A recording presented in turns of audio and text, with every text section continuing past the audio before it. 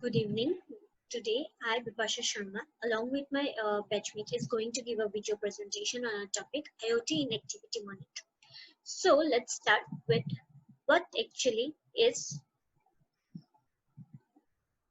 activity monitoring is. So, it is the monitoring and recording of the user actions. Example use cases are vigilance and forensics, health monitoring, detection of RAJ access point in networks, emergency alert system in aircrafts, monitoring the driver in self-driving cars, and there may be many more examples. So next we will go to the three main components.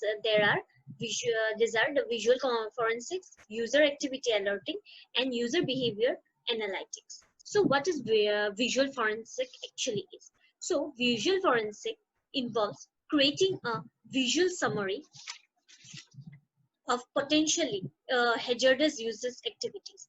Each user action is logged and recorded. Next is a user activity alerting. User activity alerting, real-time alerting enables the console administrator to be notified the moment an error or instruction occurs. Alerts are aggregated for each user to provide a user risk profile, then and threat risk ranking. Next is the user behavior analytics. So user behavior analytics, by monitoring user behavior with the help of dedicated software that analyzes exactly what the user does during the session. So next is the IoT and activity monitoring system. IoT assisted living space, contactless activity sensors, trigger, gateway, and next is the activity monitoring server, data collection, event and user management, activity analysis and reporting, system configuration and management, exit service interface. So next, this is the diagrammatic representation of the IoT in activity monitoring system, which I have told in this slide. Thank you. And the next slide will be explained by web benchmarks. So now we'll take a look at the application of activity monitoring system in IoT. So we have taken reference of this paper called a daily activity monitoring system for Internet of Things assisted living in home area network. So this paper proposes a system to provide care for elderly people who live alone. Unexpected emergency situations can be predicted and prevented through analysis of activity information. Now, the setup of this system in the IoT assisted living space, contactless activity sensors using passive infrared detections are located in the living room, bathroom, kitchen, and bedroom to measure the activity of the elderly at the set interval. And these send the activity data to the emergency gateway via Zigbee communication.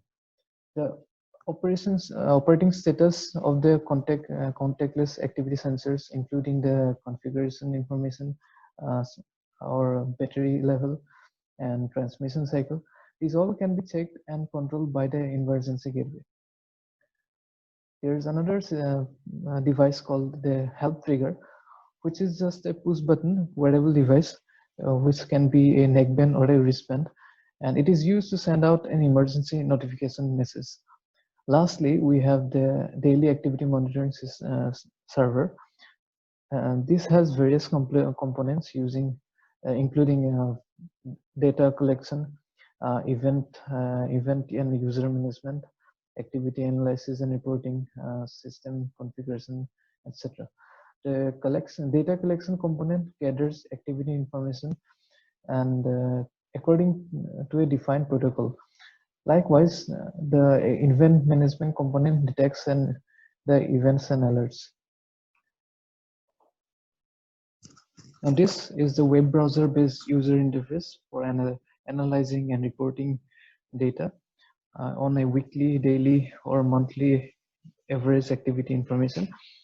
The monthly average activity information intuitively indicates the normal and abnormal activity pattern, which likely occurs due to the unexpected emergency situation. When activity remains very low for more than 2 hours, a yellow warning sign will be shown. And if elderly person activity remains low or very low for more than 4 hours, then an emergency check will be shown, and that is a red alert uh, will be shown, and that alert can be sent to the caretaker, guardian, or the family member. Good evening. I am Ayantika Das and my roll number is CS0716. So I will be explaining the this part, that is proposed activity monitoring system. So as we can see, this graph shows the monthly activity information according to age groups, that is 70s, 80s, and 90s.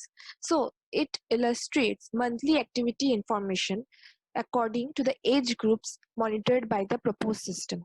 The group of people in their 90s demonstrated a very low state of activity, whereas the groups of people in their 70s and 80s showed more activity. Moving on to the next slide.